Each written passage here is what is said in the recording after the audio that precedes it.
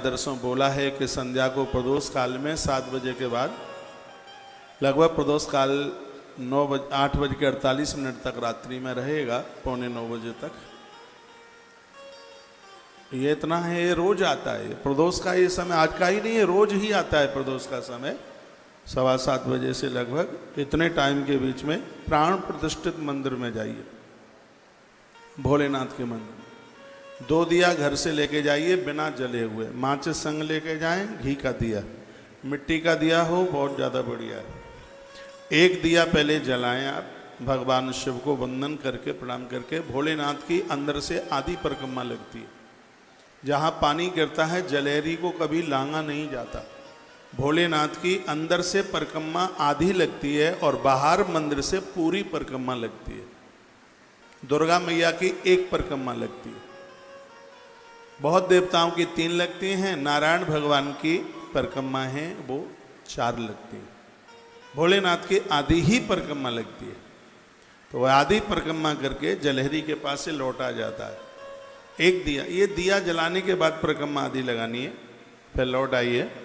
और जो दिया आपने जला के रखा है, याद रखिएगा दोनों दिए आपको माचिस की तीली से नहीं जलाने हैं, एक ही दिया जलाना है। और मैंने एक भी और भी बात बोली है, नारायण के मंदिर में यदि आप तुलसी की लकड़ी से दिया जलाते हैं तो 1 दिया जलाने का फल 10,000 दिए के बराबर होता है। ये समझ के याद के रखिए।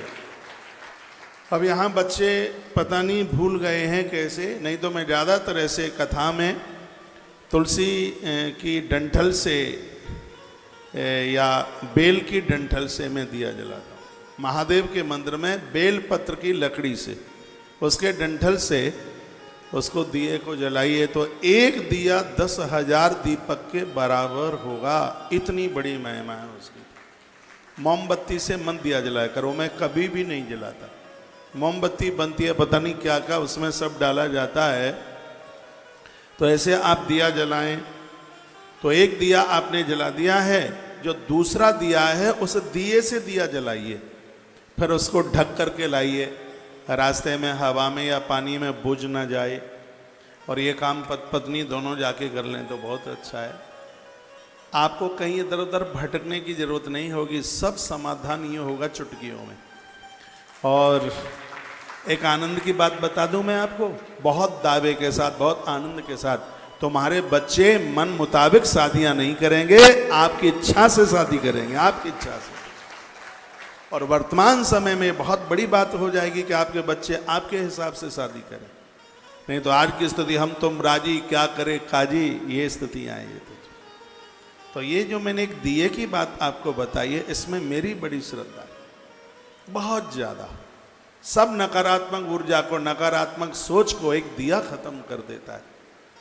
और यह अपना जो आपका घर का प्रमुख द्वार है, आपके घर में जहाँ घुसते हैं उसके दाहिने भाग पर इसको आप जला करके रख दीजिए। थोड़ी सी देर तक उसकी रक्षा कर लें, कहीं कोई बिल्ली है वो उसको लुढ़का ना दे। आजकल लोगों के घर में चैंपियन पाला जाता है, सुल्तान, कुतरा, कहीं बोई ना चाट जाए, बोई ना उसको बुझा दे। थोड़ी देर के लिए वो जलता रहे, एक 24 मिनट तक दिया जलता रहे, बहुत ज़्यादा पूरी रात ना जले। 24 मिनट तक ज्योतिष के अनुसार 24 मिनट तक वो दिया आपकी देहली पर जल जाए, आपके घर का तिमिर समाप्त हो जाएगा, घोर गरीबी का नाश हो जाएगा, घोर दरिद्रता का नाश हो जाएगा। और घर में जो ऊट पटांग जो वातावरण है, नकारात्मक सोच है, ये 8 सोमवार, सावन के 8 सोमवार है, 8वें सोमवार में कर लीजिए, आनंद हो जाएगा। एक बार जयकारा लगाइए, बोल भक्त वत्सल भगवान की जय हो, श्री हनुमान जी महाराज की जय हो, आज के आनंद की जय हो, जय जय श्री राधे। रामायण की एक चौपाई बोल करके, हाँ आप बताएं क्या? घर से नहीं जलाना है, वहीं जलाना है। क्या बोले? पहले मंदिर वाला जलाना है।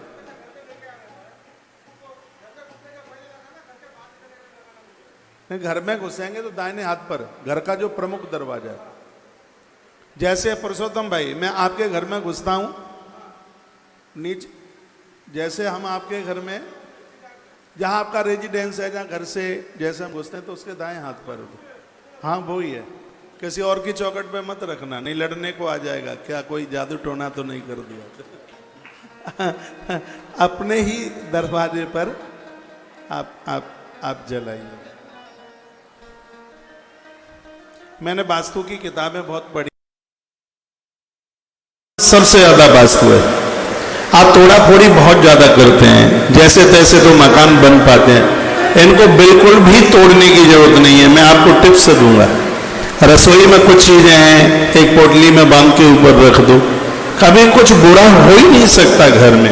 और जिसके घर में तुलसी पूजती है, उसके घर में शंकर पूजते हैं, उसके घर में तो वास्तु दोष और पितृदोष रहता ही नहीं है।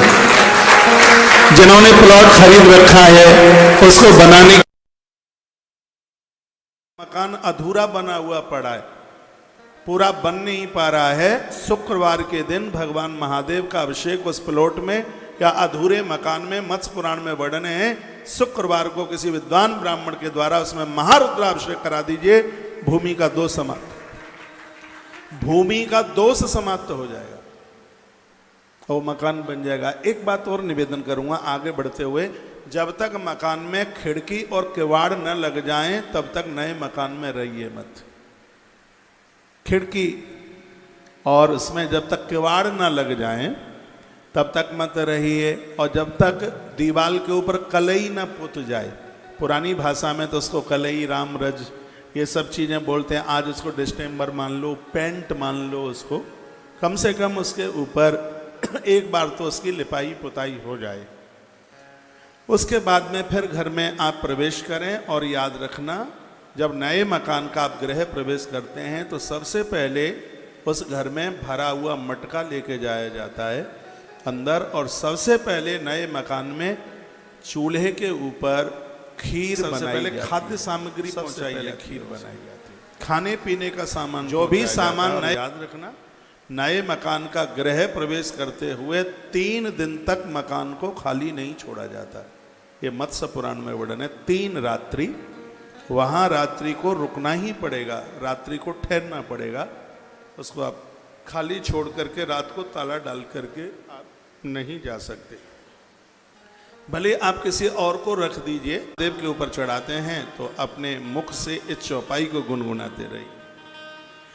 आंसू तो तुम अब डर दानी, आंसू तो तुम अब डर दानी, आरत हरहु दीन जनानी, आंसू तो तुम अब डर दानी, आरत हरहु दीन जनानी, आशुतोष तुम अब डर दानी, आरत हरहु दीन जनानी।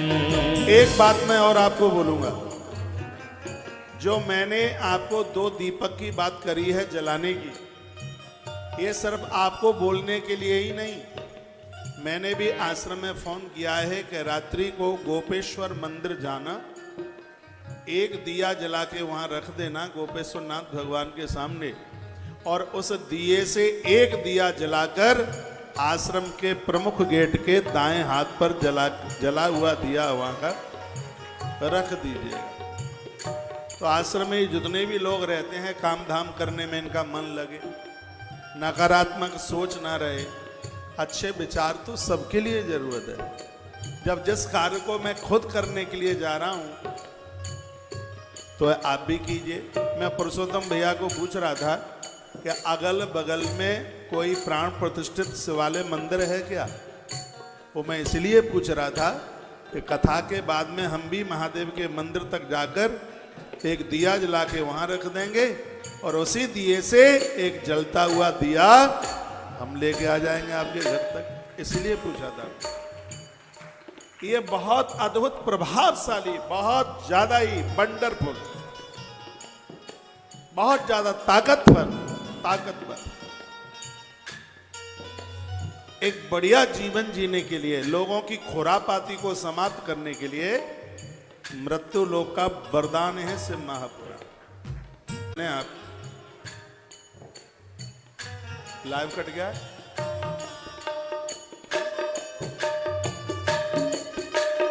आशुतोष तुम अब डरदानी आरती हरहु दीन जन जानी। आशुतोष तुम अब डरदानी आरती हरहु दीन जन जानी। आशुतोष तुम अब डरदानी आरत हरहु दीन जन जानी। आरत हरहु दीन जन जानी।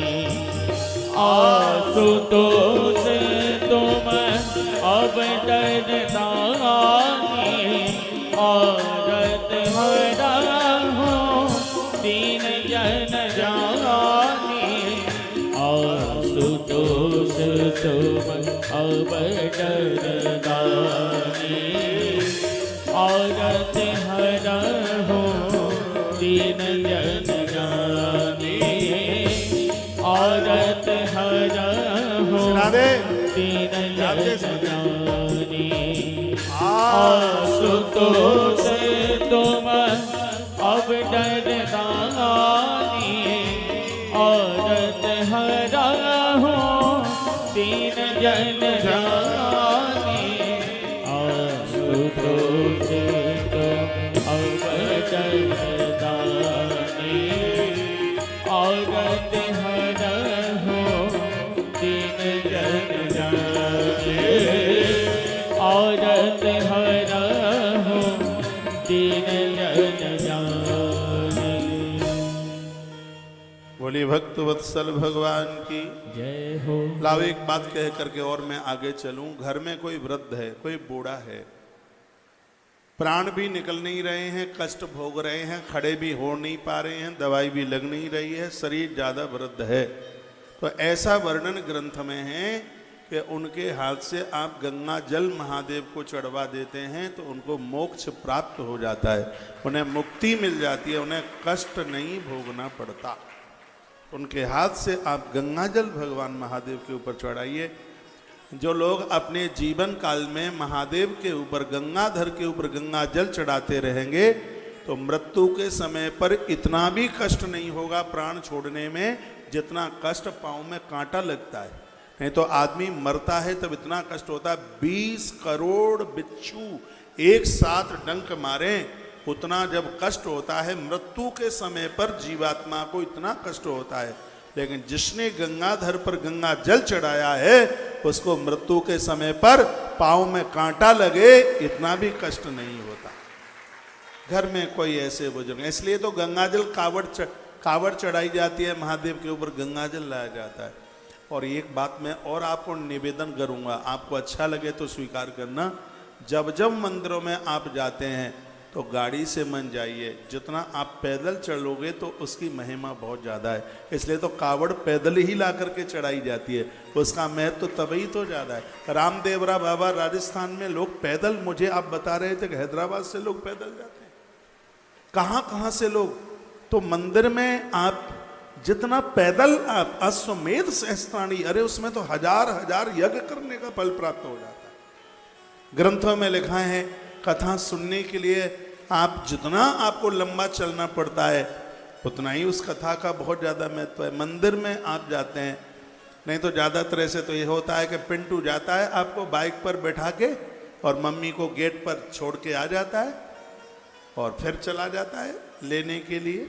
यदि ज़्यादा दूर मंदिर नहीं है और 100-200 ही मीटर मंदिर आपके घर से है और आपको पैदल चलने में बिल्कुल कोई दिक्कत नहीं है तो फिर आप पैदल ही जाइए।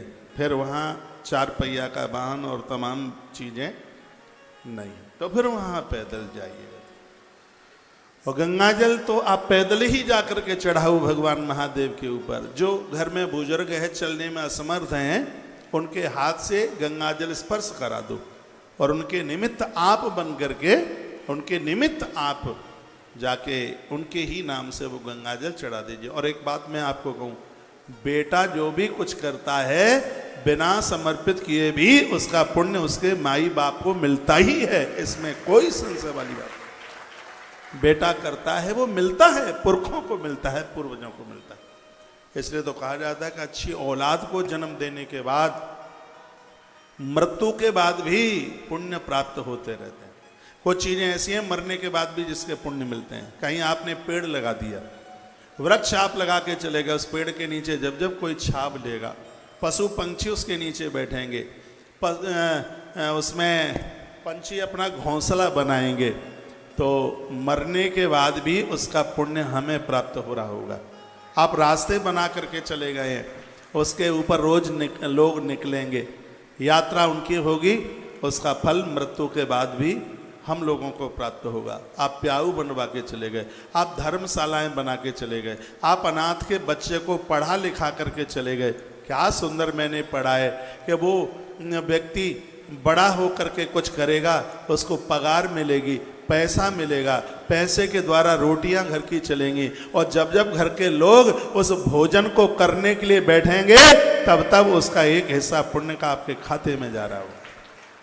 एक बात और मैं आपको निवेदन करूंगा जो मैंने गरुड़ पुराण में पढ़ी है, उसमें ये लिखा है कि आपने संस्कारी संभ्रांत बच्चों को जन्म दिया है। जब जब बच्चे तीर्थ यात्रा के लिए जा रहे होंगे, जब जब बच्चे मंदिर में जा रहे होंगे, और जब जब बच्चे वेद वेदांग पढ़ रहे होंगे, तब तब उसका पुण्य है उसके माता पिता के खाते में जा रहा होगा। इसलिए इन्हें संस्कारीय बनाइए, इन्हें धार्मिक बनाइए, इन्हें पारमार्थिक बनाइए। कल आप बड़ी अच्छी सी कथा सुन रहे थे जिसमें शिवलिंग के प्राकट्य की कथा थी, और वह कथा इस प्रकार से थी कि शंकर बीच बिचौले के लिए आए थे, ब्रह्मा और नारायण आपस में लड़ गए। झगड़ा इस बात का था कि मैं बड़ा हूं, मैं बड़ा हूं। अग्निस्तंभ के रूप में वो प्रकट हो गए थे। भगवान तो श्री भोलेनाथ बिल्कुल तपा तपाया लाल रंग था, और जहां पर यह स्तंभ प्रकट हुआ उसको आज अरुणाचल प्रदेश के नाम से जाना जाता है। वो शिवलिंग आज भी वहाँ पहाड़ों के बीच में, कभी समय मिले यहाँ की यात्रा अवश्यमेव कीजिएगा। दोनों देवता उस स्तंभ के और छोर का पता लगाने के लिए गए। नारायण को भूल समझ में आ गई, उन्होंने कहा भगवान आपका आरंभ ही नहीं है तो आपका समापन कहाँ से होगा। मैं आपको प्रार्थना करता हूँ, मैंने बहुत गलती करी है और मैं आपके छोर का पता लगाने को गया। तो भगवान शिव बोले वत्स प्रसन्नोस्मि हरे तस्त्वयि स्वतमक्षण सत्य वाक्यम। ये लिखने लायक बात है। भगवान शंकर कहते हैं कि जो सत्य बोलता है उसके ऊपर मैं भारी प्रसन्न होता हूँ। ये भोलेनाथ का शब्द है। श्री शिव महापुराण विद्येश्वर संहिता अध्याय नंबर 7 श्लोक नंबर 31, इसमें भगवान महादेव कहते हैं कि जो सत्य बोलता है उसके ऊपर मैं अति प्रसन्न होता हूँ, उसके जीवन में किसी भी प्रकार की कमी नहीं रहने देता। सगरे काम सत्य बोलने से हो रहे हैं तो भाई साहब झूठ बोलना क्या कोई जरूरी है क्या? लोग कहते हैं कि झूठ बोलने से काम होते हैं, कभी भी नहीं होते। झूठ रावण बोलता था। अधर्म और अन्याय का चुनाव रावण ने किया, सगे भाई विभीषण ने संग छोड़ दिया। सत्य के रास्ते का चुनाव प्रभु राम ने किया, बंदर और भालू भी प्रभु राम के सहयोगी हो गए। आप सत्य का अनुसरण करोगे, पूरी सृष्टि आपके संकल्पों में लग जाएगी पूरा करने, सब आपके सहयोगी हो जाएंगे। अन्याय, अपराध और असत्य का आचरण किया तो समझ लीजिएगा कि अपने खासम खास भी हमारा संग छोड़ के चले जाएंगे। असत्यम अपि सत्यम स्या दापत्या अनुशासन। जो झूठ बोलते हैं उनका स्वयं का भी अपने ऊपर कोई अनुशासन नहीं होता। धर्मन दूसरी सत्य समाना, धर्मन दूसरे सत्य समाना, आगम निगम पुराण बखाना, धर्मन दूसरे सत्य समाना, सिरादे आगम निगम पुराण बखाना, धर्मन दूसरे सत्य समाना, आगम निगम पुराण बखाना। वेद पुराण कहते हैं कि सत्य के समान कोई दूसरा धर्म नहीं है, पालन कीजिएगा। सांच बराबर तप नहीं, झूठ बराबर पाप, जाके हृदय सांच है ताके हृदय आंख। मैं भगवान की व्यासपीठ पर बैठा हूं और ये ग्रंथ मेरे सामने है और इसमें बिल्कुल झूठ नहीं है। अभी वृंदावन में कैंसर हॉस्पिटल की एक रजिस्ट्री हुई है। मुझे सामने वालों ने ये कहा उनकी बगल की कोई जमीन बिकी होगी। उन्होंने मुझे ये कहा था कि महाराज जी बस आप ये कह दीजिएगा कि ये जमीन हमने इतने में ली है और आपको 3,97,00,000 रुपए का मुनाफा हो जाएगा। मैंने कहा तुम मुझे इंद्र का पद दो तो भी मैं नहीं बोल सकता बिल्कुल, और महादेव की सौगंध मैं नहीं बोला बिल्कुल। मैंने कहा मेहनत ज्यादा करेंगे, हमें मुनाफा नहीं चाहिए कि हम अपने फायदे के लिए और दूसरे व्यक्ति का 5 करोड़ का नुकसान कर दें। मेरे थोड़े से झूठ बोलने पर सामने वाले का 5 करोड़ रुपए का नुकसान था। आश्रम को तो चलो ठीक है 3,98,00,000 का मुनाफा, लेकिन ऐसा मुनाफा आश्रम नहीं चाहेगा जिसमें दूसरे का 5 करोड़ रुपए का नुकसान होता है। और मैंने उस बात को बिल्कुल स्वीकार नहीं किया। सोमवार है, शिव के दरबार में बैठा हूं। ये बातें नकली नहीं है, ये नहीं है कि बस लोगों को सुनाने के लिए हो। इन बातों के ऊपर हम स्वयं में खरे उतर रहे। उस आदमी का मेरे पास फोन आया। मैं आगरा में कथा थी, उन्हीं दिनों की बात है। तो कहा महाराज जी ऐसी ऐसी बात है और ये लोग ऐसा कह रहे हैं कि कौशिक महाराज ने और वो इतने में ले लिया। मैंने कहा मैंने नहीं ली इतने में, बिल्कुल भी नहीं ली। कहा महाराज जी हमारे तो 5 करोड़ रुपए का बहुत बड़ा नुकसान हो जाएगा। मैंने कहा तुम्हारा नुकसान थोड़ी होने देंगे, बस तुम उस पार्टी को ये कह दो कि कौशिक महाराज से तुम बुलवा दो, हम उसका और डबल दे देंगे, क्योंकि मैं बोलने वाला ही नहीं था बिल्कुल। और उस बेचारे को वो भी परहित परमार्थ का काम था और उनका 5 करोड़ रुपया जाने से बच गया।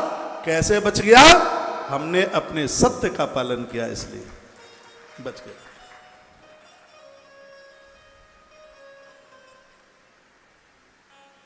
तो धर्मन दूसरा सत्य समाना,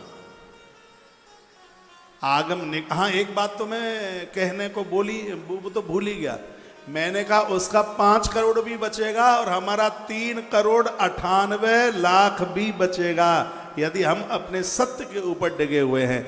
उनको गर्ज थी, उनको जरूरत थी, तो 4 करोड़ आश्रम का बचा, 5 करोड़ सामने वाले का बचा, 9 करोड़ रुपया बच गया सत्य का सारा। तालियां तो आप बजाना ही मत बिल्कुल। बहुत मोटी जगह थी, बहुत बड़ी रकम, कैंसर हॉस्पिटल की जमीन। वो सुन पा रहे होंगे तो मुस्कुरा रहे होंगे। मुझे भय किस बात का है, डर किस बात का है? हकीकत है तो वो तो हकीकत है। तो धर्म तो कोई, सत्य तो कोई बात है कोई, और बिना मतलब के कोई मतलब ही नहीं है। ये ग्रंथ में जो ये बातें कही हैं, देखो ये शिव का मुझे ये सूत्र इतना अच्छा लग रहा है। इतना बढ़िया लग रहा है चटनी बना करके इसको चाट जाऊं, शरबत बना करके पी जाऊं। क्या कहा है कि प्रश्नोस्मि हरे आवत सत्यमन सत्यवा, कि हम भगवान कहते हैं जो सत्य बोलते हैं, भगवान भोलेनाथ कहते हैं उनसे मैं अति प्रसन्न रहता हूं, उनसे मैं बहुत खुश रहता हूं। और भोलेनाथ ने कहा नारायण तुम सत्य बोले हो, तुम सत्य बोले हो, इसलिए हमारा आशीर्वाद है तुम्हारे लिए, हमारा वरदान है तुम्हारे लिए, धरती पर तुम्हारे विविध अवतार हो। जब तुम्हारी पूजा करेगा उसके ऊपर महादेव प्रसन्न होगा, जो तुम्हारी पूजा करेगा महादेव उसकी मौत को नहीं बिगड़ने देगा। ये भगवान शंकर के शब्द हैं, वो नारायण की बात बोल। यहाँ कृष्ण के पुजारी बहुत बैठे, उनमें से एक मैं भी हूँ भगवान की कृपा से। गोपाल जी बैठते हैं कथा सुनते हैं, हनुमान जी इधर बैठे हैं। हम लोग वृंदावन में रहते हैं, कृष्ण के पुजारी हैं, उनके बिना तो हम श्वास भी नहीं ले सकते। लेकिन भगवान शिव को जब वंदन प्रणाम करते हैं तो उनको यही कहते हैं प्रभु जिस देवता को हमने इष्ट बनाया है उसके चरणों में अपार भक्ति दे दीजिएगा, क्योंकि तुम्हारे बिना भक्ति नहीं मिल सकती। जेहि पर कृपा न करहि पुरारी, सो न पाव मुनि भगते हमारी। स्वयं नारायण ने बात कही। आप कितने भी देवी देवताओं की पूजा करते हैं, आग्रह पूर्वक मेरा निवेदन होगा कि आपके मंदिर में शिव का होना जरूर, भगवान शंकर का होना जरूर। शिव को बैठाइए। मैंने 5-7 चीजें बताई हैं आपको अभिषेक में, ये बनावटी बातें नहीं हैं, इन चीजों से आप महारुद्राभिषेक कर देते हैं तो इस कार्य क्षेत्र में बिल्कुल सफलता मिल ही जाती है, इसमें संशय वाली बात है। ब्रह्मा जी को कहा कि तुम पता लगा के आए, तो स्वामिन प्रसीदाद महाविभूते मन्ये वरम वरदमे श्रसा प्रमोक्षम, आप हमें वरदान दे दीजिए, हम तुम्हारे स्तंभ के ओर छोर का पता लगा के आ गए। शंकर को क्रोध आ गया, उसी समय उनमें से भैरवनाथ प्रकट हो गए और भैरव बाबा ने ब्रह्मा का मस्तक छेदन कर दिया। मेरे सामने मोबाइल रखा है, इसमें मैं आपकी फोटो देख लेता हूँ, बड़ी सुंदर सुंदर फोटो लग रही है। पहनावा तो राजस्थान का गजब का ही है?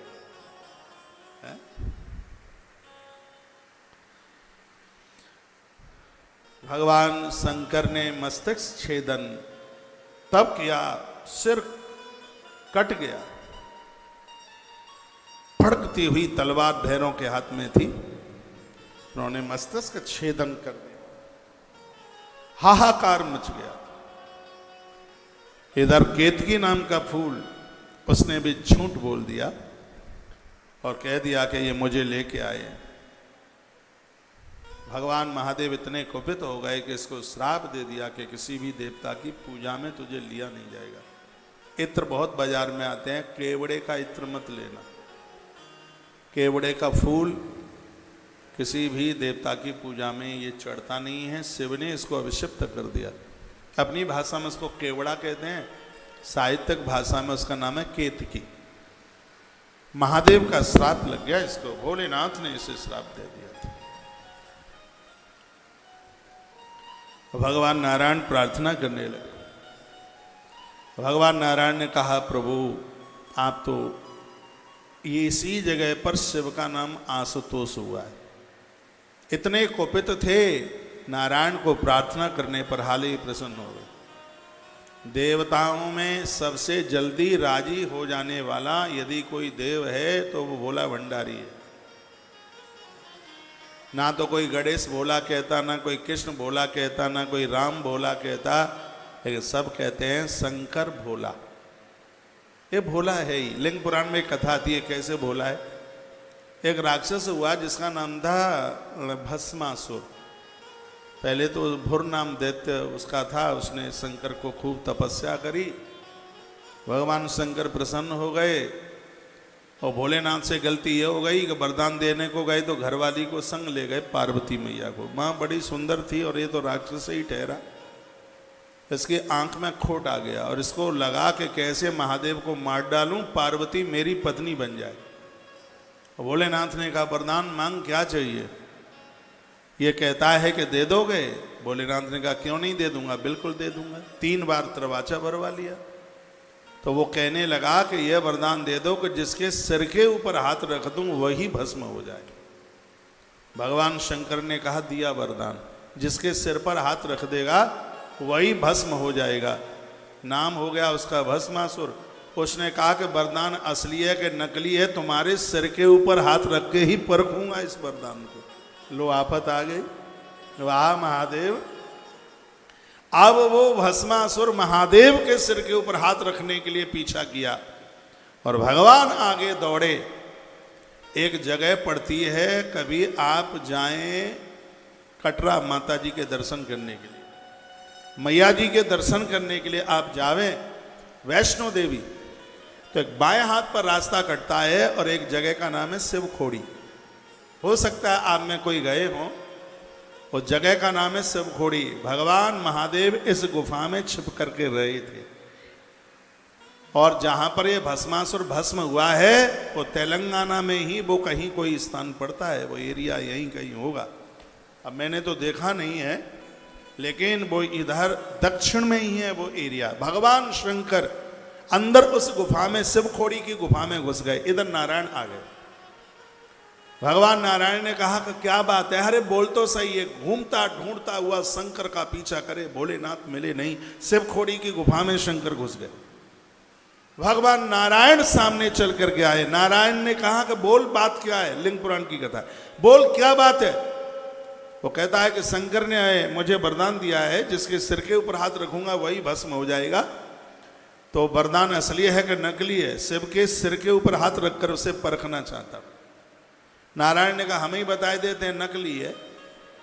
नकली है क्या? कैसे पता लगेगा नकली है? का अपने सिर के ऊपर हाथ रख के देख ले।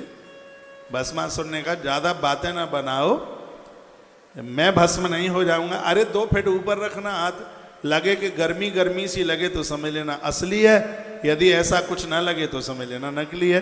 तो उसने जैसे ही दोनों हाथ यूं ऐसे किए, भगवान ने एक पत्थर उठाया और जोर से उसके हाथ के ऊपर पटक दिया। वो पत्थर भस्मासुर के सिर के ऊपर गिरा हाथ, और उसी समय भस्मासुर भस्म। एक कथा इस प्रकार से भी आती है। अब तो कई ग्रंथ पढ़े हैं तो इन कथाओं का पता लग ही गया है। जब आपको अपने व्यापार का अनुभव है कि इस व्यापार को किस तरीके से परिवर्तित किया जाए, तो इसमें कितनी तरक्की और ऊंचाई मिलेगी। आप पूरे दिन बस व्यापार में, अब इस शहर में सामान भेजो, अब प्रोडक्शन इस तरीके से बनाओ, अब पैकिंग इस तरीके से करो। आपका जब दिल दिमाग सब उसमें घूमता रहता है, मेरा दिल दिमाग भगवान की कथाओं में घूमता रहता है। वो तो अपने अपने क्षेत्र की बात है। तो एक कथा इस प्रकार से भी आती है कि जब भगवान महादेव दौड़ते हुए जा रहे थे और भस्मासुर पीछा कर रहा था, तो माता पार्वती आगे आ गई। पार्वती ने कहा भस्मासुर थोड़ा सा तू रुक ले, मैं तेरी बन जाती, लेकिन भगवान शिव के पास में एक कला है, वो मुझे दूसरे के पास मिलती नहीं है। कहा कौन सी कला है? वो तांडव नृत्य बहुत जबरदस्त, नटराज नृत्य बहुत ज्यादा जबरदस्त करते हैं। यदि ऐसा कोई नाच करके बता दे तो फिर मैं उसी को स्वीकार कर लूं। करूं तो करूं क्या? शंकर जैसा नृत्य कोई दूसरा दिखा नहीं पाता। तो क्या बताएं, हम तो इसी बूढ़े बाबा की बन करके रह गई हैं। पार्वती मैया बोली। आपके पीछे एक माता जी सो रही है, पांडे जी जगह दी जोड़ी, सोइए मत, मैं आप सबको देख रहा हूं पीछे तक, नहीं तो कथा छूटे तो मुझे पूछ लेना कि हम कहां बैठे थे। यहां से मैं आपको देख ही तो रहा हूं, एक भी श्रोता ऐसा नहीं है। बिल्कुल पीछे, चश्मा लगाए हूं, मोटे मोटे दिख रहे हैं आप सबको। मुझे पता है कि कौन कहां बैठा है। ये सोने में कंप्रोमाइजन समझौता नहीं चलेगा, और आज तो सोने भी नहीं दूंगा, क्योंकि व्रत का दिन है, सोमवार है। जो सोमवार का व्रत करता है वो क्रोध जीत लेता है, उसके पास क्रोध नहीं रहता। जो सोमवार का व्रत करता है वो काम को जीत लेता है, और जो सोमवार का व्रत करता है वो लोभ को जीत लेता है। यही 3 दोस्तों हैं। माता मंदोदरी कहती है नाथ नरक के पंथ, जिनको क्रोध है, जिनको अभी संसार की कामनाएं, जिनके अंदर कूट कूट करके लोभ भरा हुआ है, तो उनके लिए सोमवार का व्रत वरदान है। इसलिए व्रत वाले दिन सोते नहीं है, इसलिए सोने नहीं दूंगा। एक बार जयकारा लगाइए, बोलिए महादेव बाबा की, जय हो, शंकर भगवान की जय हो। जय जय श्री श्री राधे जय जय श्री राधे जय जय। श्री राधे श्री। तो मैया बोली कि यदि उन जैसा कोई नृत्य दिखा दे तो फिर उसको मैं स्वीकार कर लूं। तो भस्मासुर कहने लगा कि एक बार कोई नाच के बता दे तो फिर नकल उतार करके मैं नाच के बता दूंगा। मैया ने कहा मैं बताती हूँ वो कैसे नाचते हैं, सिरा दे। सो मैया ने नृत्य शुरू किया। मैया ने हाथ उठाए यूं, इसने भी हाथ यूं उठाए, फिर मैया ने किया यूं, ये भी ऐसे करने लगा, फिर मैया करने लगी यूं, इसने भी ऐसे ही किया, फिर मैया ने किया यूं, इसने भी ऐसे किया, फिर मैया ने किया यूं, ये भी ऐसे ही करने लगा, फिर माता जी ने ऐसे किया, ये भी ऐसे किया, और अचक से मैया ने नाचते नाचते दोनों हाथ यूं कर दिए। ये भूल गया और उसी समय इसने दोनों हाथ सिर के ऊपर जैसे रखे और उसी समय ये जल करके राख हो गया, भस्मासुर। तो महादेव तो इतने सरल देवताएं, इतने सहज देवताएं। क्रोध थोड़ी देर के लिए आता है, और जब क्रोध आता है तो समझ लो कि सब गड़बड़ी है। 3 आंख वाला देवता है, और जिस समय तीसरी आंख इसकी खुलती है, या तो इसकी जटा खुलती है या आंख खुलती है। जटा खुलती है तो पानी ही पानी। 2013 में उत्तराखंड में जटा खोल दी उन्होंने, केदारनाथ ने, सब लुप्त। मैं तो उन दिनों में वहीं था, 19 दिन रहा था।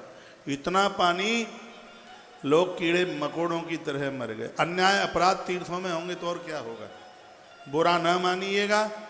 तीर्थों में 31 दिसंबर की रात्रि और 1 जनवरी का सवेरा आप शराब के पाउच गिन नहीं पाएंगे, ऐसी स्थिति हो गई है।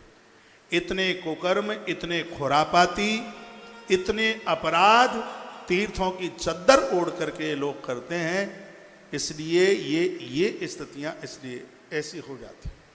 मैंने अपनी आंखों से देखा है, तीर्थों में जाते हैं, उनकी गाड़ियों में शराब की बोतलें पड़ी हुई होती हैं, कुकर्म ही करते हैं। अपनी पत्नी को तो ये बोलते हैं कि व्यापार की मीटिंग है, लेकिन पराई स्त्रियों को संग ले जा करके तीर्थों में कुकर्म होते हैं। आज की स्थिति ऐसी हो गई है, परमात्मा ही मालिक है, भगवान बचावे।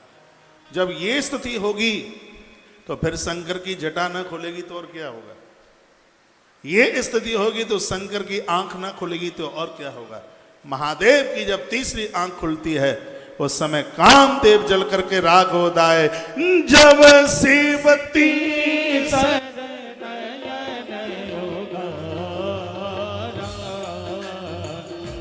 जब शिवती शरणयन उगारा,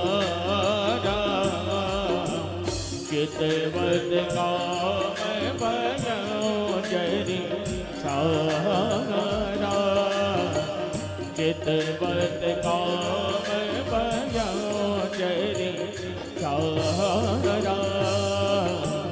जब शिवती शरणयन उगारा, चितवत काम भयो जरि सारा। जब शिवती शरणयन उगारा, चितवत काम भयो जरि सारा। चितवत काम भयो जरि सारा। बोली शंकर भगवान की जय हो। विधाता ब्रह्मा बहुत रोए, गलती का एहसास किया। इन्होंने श्राप दे दिया कि धरती पर तुम्हारी पूजा नहीं होगी। नारायण ने प्रार्थना करी तो शंकर मुस्कुरा गए और भगवान ने कहा मंदिर तो नहीं होंगे, ब्रह्मा के मेरा श्राप है, लेकिन गलती का एहसास किया है तो पूरी धरती पर एक इकलौता मंदिर होगा ब्रह्मा का, और जहाँ पर इनके हाथों से एक यज्ञ होगा, आने वाले समय में यजन होगा। और भगवान ने इनके हाथ में एक फूल दिया था, ब्रह्मा जी के हाथ में, और ये कहा था, पद्म पुराण की कथा है कि जहाँ पर ये फूल गिर जाए तुम्हारे हाथ से और वहीं तुम यज्ञ करना। पूरी धरती का भ्रमण ब्रह्मा जी ने किया। जब वो राजस्थान प्रदेश में पहुँचे तो अजमेर से थोड़ा सा आगे पहाड़ियों के मध्य में, और ब्रह्मा के हाथ से, संस्कृत में कर कहते हैं हाथ को और फूल को कहते हैं पुष्प, हाथ से पुष्प नीचे गिरा, उस स्थान को पुष्कर के नाम से जानते हैं। बड़ा अद्भुत स्थान है। आप राजस्थानी भाई बहन, आप बड़े बड़भागी, आपके पास इतने तीर्थ हैं। दुनिया बहुत बड़ी है, तीर्थ बहुत हैं इस धरती पर, लेकिन पुष्कर की अपनी एक महिमा है। दूसरी जगह है 12 वर्ष कार्तिक नहाने से जितना पुण्य प्राप्त होता है, पुष्कर में कार्तिक में एक रात्रि और एक दिन वहाँ रहकर भोर का स्नान करने से 12 वर्ष के कार्तिक का फल प्राप्त हो जाता है। जब मैंने ये बात पहली बार पढ़ी पद्म पुराण में, तब हमें लगा कि इतना बड़ा पुण्य लुट रहा है इस धरती पर और हम इससे वंचित रह जाएंगे। तब से लेकर के अभी तक हर वर्ष कार्तिक में 8-7 दिन पुष्कर में लगा करके आते हैं। हर साल, जब से पढ़ा है तब से हर साल। इस साल भी होंगे पुष्कर में। तो कह दिया कि पुष्कर में महादेव कहते हैं कि मैं स्वयं तुम्हारा मंदिर आकर के बनाऊंगा।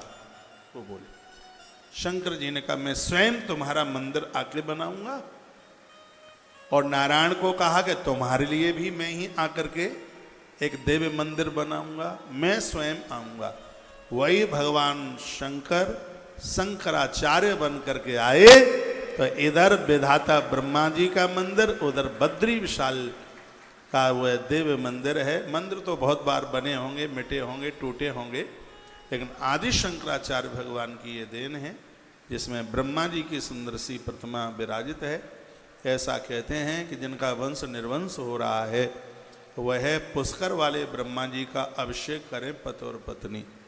तो ऐसी तमाम बीमारियां हैं, डॉक्टरों की भी पकड़ में वो बीमारियां नहीं आती। सृष्टि का सृजन करना ब्रह्मा के हाथ की बात है। तो पुष्कर वाले ब्रह्मा जी का दर्शन करने से, उनका पूजन करने से वंश वृद्धि बढ़ जाती है, ऐसा पद्म पुराण में लिखा है। इसमें बिल्कुल कोई संशय वाली बिल्कुल भी बात नहीं है। पूरी दुनिया में एक अद्भुत मंदिर है, वो श्री पुष्कर जी में मिलता है। भगवान शंकर ने कहा यज्ञ में तुम्हें हिस्सा मिलेगा, अधिकार मिलेगा। जिस यज्ञ में ब्रह्मा को स्थान नहीं होगा वो यज्ञ पूरा ही नहीं होगा। आज भी जब यज्ञ होता है और जब भी किसी पंडित जी को, आचार्य को अपने यहाँ आप बुलाएं तो ब्रह्मा के स्थान का ध्यान रखें। जब आप यज्ञ में बैठते हैं तो आपके दाहिने हाथ पर 4 ईंटें रखी हुई होती हैं, उसमें एक पतीले में चावल भरे हुए होते हैं, उसके ऊपर एक सफ़ेद कपड़ा रखा हुआ होता है। यही ब्रह्मा जी का स्थान है। यह वरदान भगवान शंकर ने दिया है। जैसे यज्ञ में ब्रह्मा को स्थान मिलेगा वह यज्ञ अपने आप में परिपूर्ण होगा। चाहे आप नवरात्रा का यज्ञ कर रहे हैं और किसी हवन यज्ञ में आप बैठे हैं तो अपने दाहिने हाथ पर ब्रह्मा जी के लिए स्थान दिया जाता है। भगवान शिव ने ये उन्हें दे दिया। केतकी फूल रो रहा था और उसने कहा नमस्ते नाथ में जन्म निष्फलम भवदाज्ञया। भगवान हम झूठ बोले और हमारा तो जीवन ही निष्फल चला गया। क्षम्यताम मम किल्वसम, मुझे आप क्षमा कर दें, हमें माफ कर दें। भगवान ने कहा मैंने तो श्राप तुम्हें दे दिया है। और कहा रे केतक दुष्टस्तम षड दूर मितुस ब्रजा, कहा तूने बहुत सठता और मूर्खता का काम किया है, तो और देवताओं को तो तू नहीं चढ़ेगा, चल तू शरण में है तो ये हम कटौती कर देते हैं। भगवान महादेव ने कहा मेरी शिव महारात्रि के समय पर मेरे मंडप में तुझे लगाया जाएगा, और जो शिवरात्रि के समय मेरे मंडप में तुझे लगाएगा उसको एक ही दिन में वर्ष भर की पूजा का पुण्य प्राप्त हो जाएगा। जब जब आप शिवरात्रि मनाते हैं तो केतकी फूल नहीं मिलता है तो केवड़े की सीसी बाजार से लेके आओ, और भगवान शंकर का जो मंडप बनाया हुआ है रुई में केवड़े का इत्र लगाओ और उस मंडप में उस रुई को लगा दो, तो इससे शिव महारात्रि की पूजा की महिमा बढ़ जाएगी। ऐसा वरदान स्वयं भगवान शंकर ने, भगवान शिव ने दिया है। केतकी का पेड़ भी लगता है। कुछ पेड़ ऐसे हैं, जैसे एक है रात की रानी, एक है केतकी, एक है चंपा।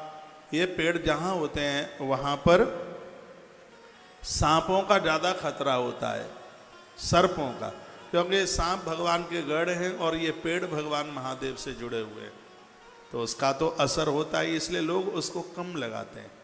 तो वो ना मिले केतकी का पेड़, बेल, तो आप बाजार से केवड़े का इत्र लगा करके फिर आप यह कर सकते हैं। तो यह अद्भुत कथा सुना दी गई है।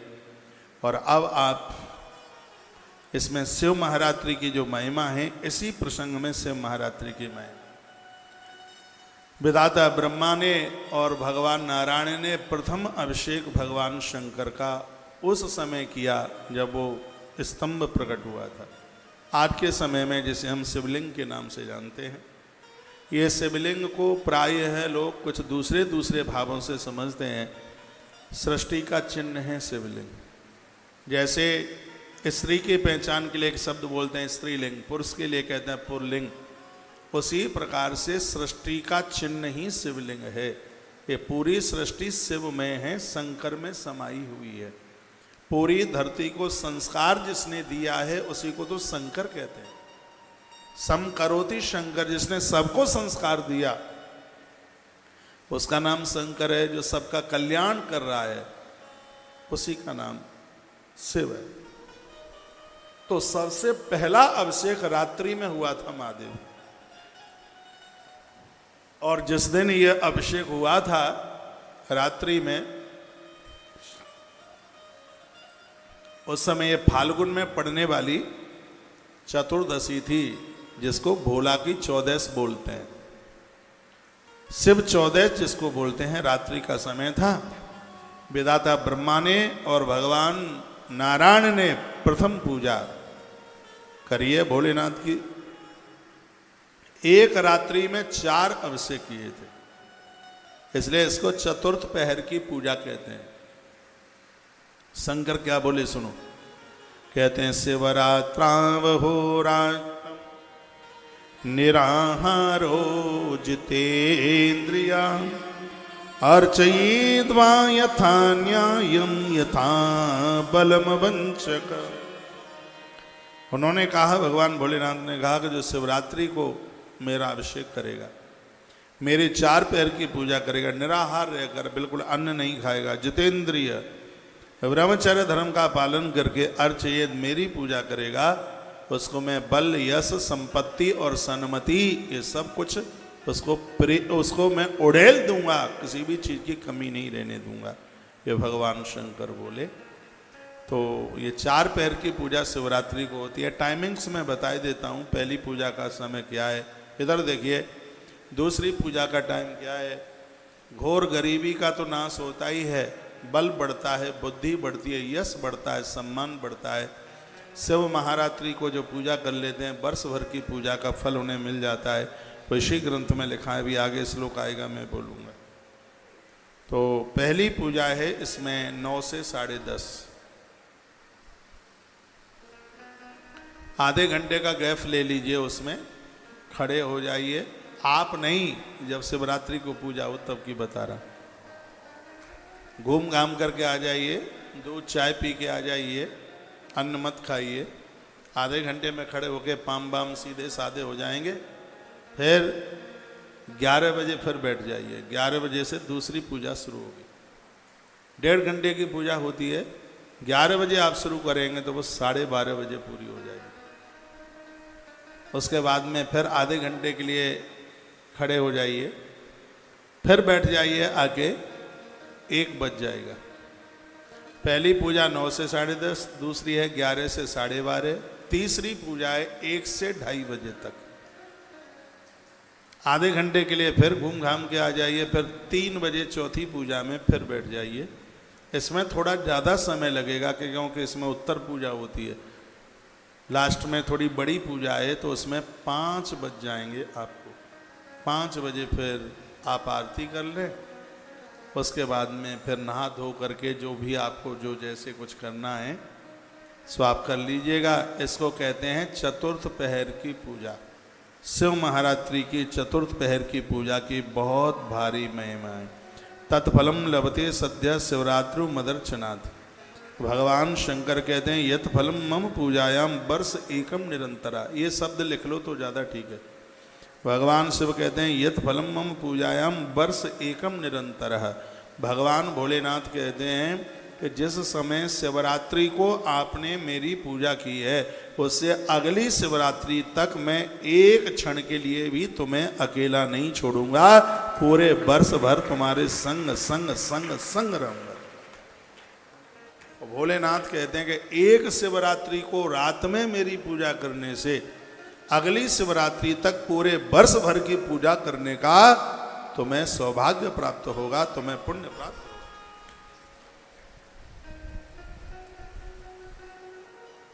क्या सुंदर बात कही है, आनंद आ गया है।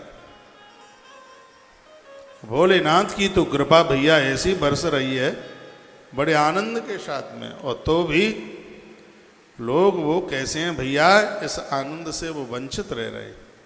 इस आनंद से वंचित मत रहिए, इस आनंद का पूरा आनंद लाभ प्राप्त कीजिए। सावन का महीना चल रहा है, बेलपत्री भगवान महादेव के ऊपर रोजाना बेलपत्रियाँ चढ़ाएं, आनंद हो जाएगा। आइए मानसिक भाव से बेलपत्री भोलेनाथ के ऊपर चढ़ाते हैं। आइए 2 पंक्तियां भजन के साथ में आनंद आएगा। कथा में तो बहुत अच्छा लगता ही है, शिव पुराण की कथा है।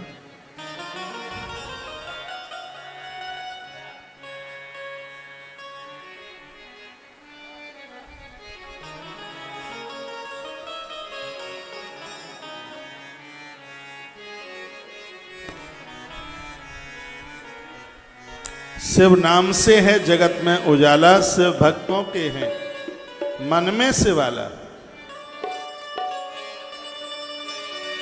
जग का स्वामी, जग का स्वामी है तू, अंतर्यामी है तू, मेरे जीवन की अनमोल कहानी है तू। जग का स्वामी अंतर्यामी है तू, मेरे जीवन की अनमोल कहानी है तू। तेरी शक्ति अपार, तेरा पावन है द्वार, तेरी पूजा ही मेरा जीवन आधार। धूल तेरे चरणों की लेकर जीवन को साकार किया। हे शंभु बाबा मेरे भोलेनाथ, तीनों लोक में तो ही तो। श्रद्धा सुमन मेरा मन बेलपत्री, श्रद्धा सुमन मेरा मन बेलपत्री, जीवन में अर्पण कर दो। हे शंभु बाबा मेरे भोलेनाथ, तीनों लोक में तो ही तो।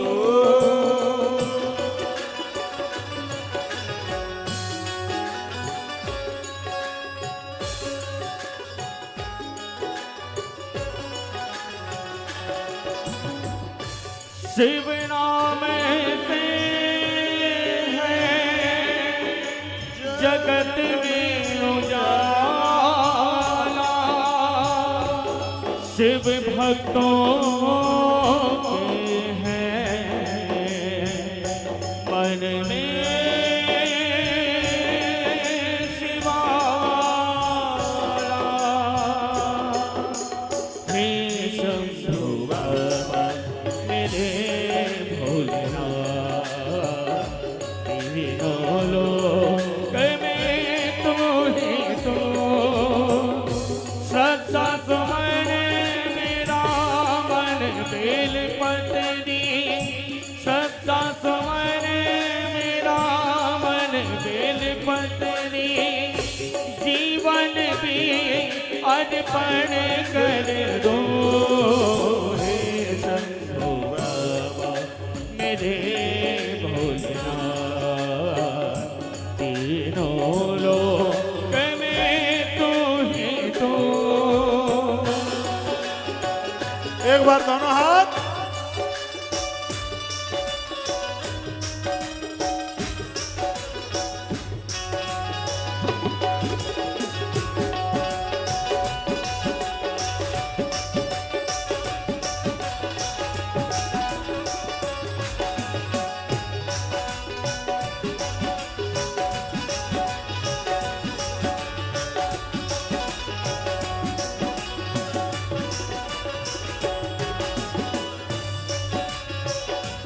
जग का स्वामी है तू अंतर्यामी है तू मेरे जीवन की अनम कहानी है तू तेरी शक्ति अपार तेरा पावन है द्वार तेरी पूजा में मेरा जीवन आधार धूल तेरे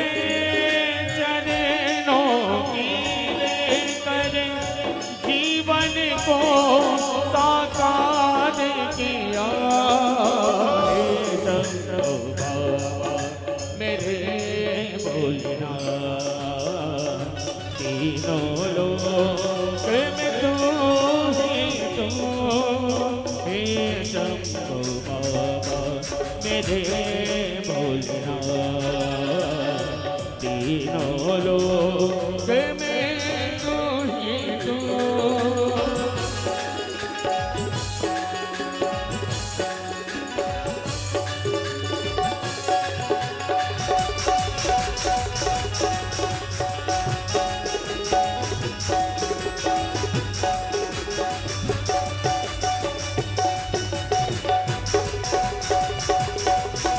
बोल।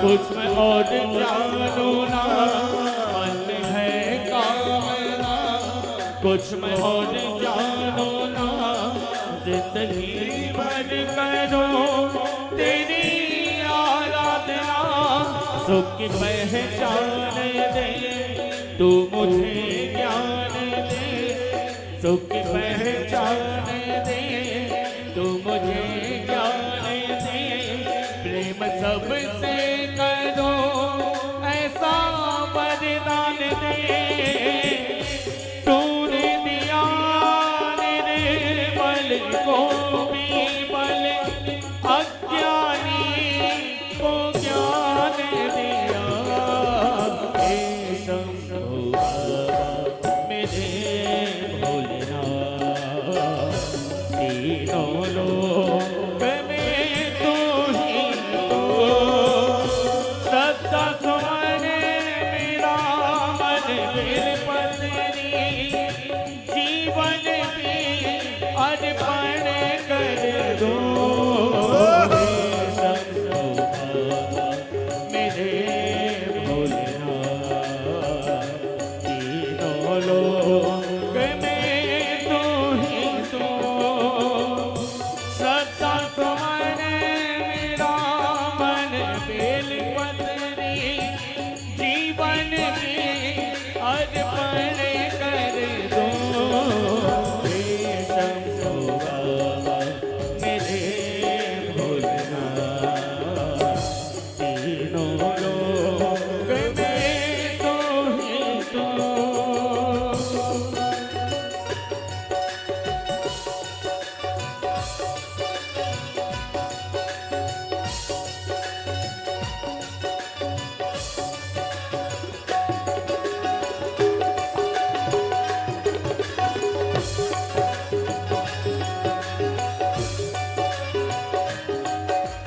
हे शंभु बाबा हे शंभो बाबा मेरे भोलेनाथ तीनों लोक में तू ही तू भोलेनाथ